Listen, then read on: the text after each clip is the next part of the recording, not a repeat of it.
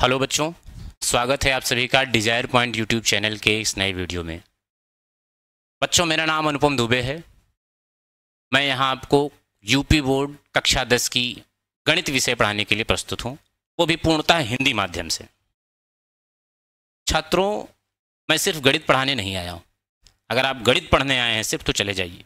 मैं सिर्फ गणित पढ़ाने नहीं आया हूँ, गणित के प्रति आपके मन में प्रेम पैदा करने के लिए आया हूँ।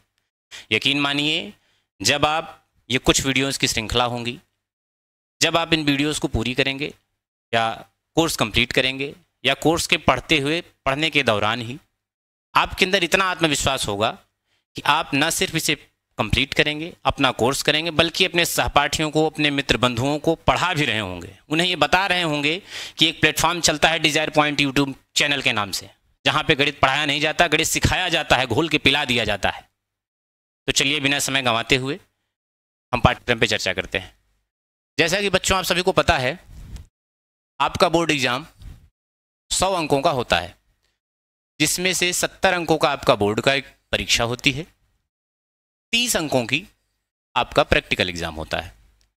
प्रैक्टिकल एग्जाम पास करने के लिए आपको कम से कम 10 अंकों की आवश्यकता है। बोर्ड एग्जाम पास करने के लिए आपको कम से कम 23 अंकों की आवश्यकता है। अच्छा, मैं गणित का अध्यापक हूँ, तो यहाँ आपको बता दूं कि ये 23, ये आपके लिए एक सवाल है। आप मुझे बताएं, 23 अंक है या 23 संख्या है? ये आपका आज का होमवर्क भी रहा। ध्यान से सुनिएगा, 23 अंक है या संख्या है, इसको आप लोग सभी आज सोचेंगे। तो मैं चर्चा कर रहा था कि 70 अंकों का आपका बोर्ड का एग्जाम है और 30 अंकों का आपका प्रैक्टिकल एग्जाम होता है। ये आपको आसानी से मिल जाता है, ये आपको आसानी से मिल जाता है। हमारा आपका मिलना इसी 70 नंबर के लेकर के है। गणित विषय में आपके टोटल 1 2 3 4 5 6 7 यूनिट है।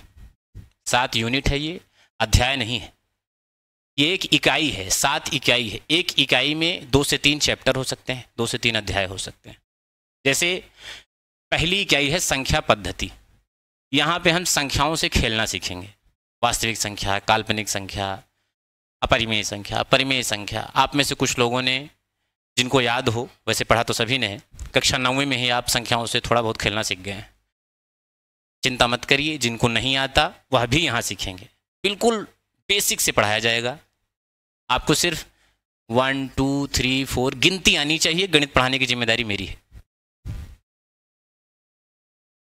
तो संख्या पद्धति एग्जाम में आपके 5 नंबर की आती है।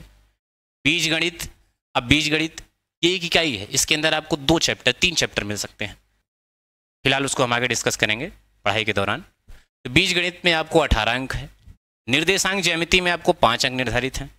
ज्यामिति अर्थात ज्योमेट्री में आपको 10 अंक निर्धारित हैं।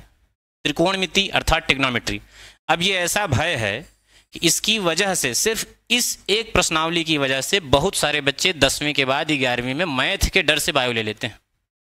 लेकिन यकीन मानिए छात्रों, जितने छात्र यहाँ पढ़ेंगे, आपके अंदर इतना भय नहीं होगा कि आप बायो मैथ के डर से लेंगे, बल्कि मैथ के लेकर के आपके मन में गहरा प्रेम होगा।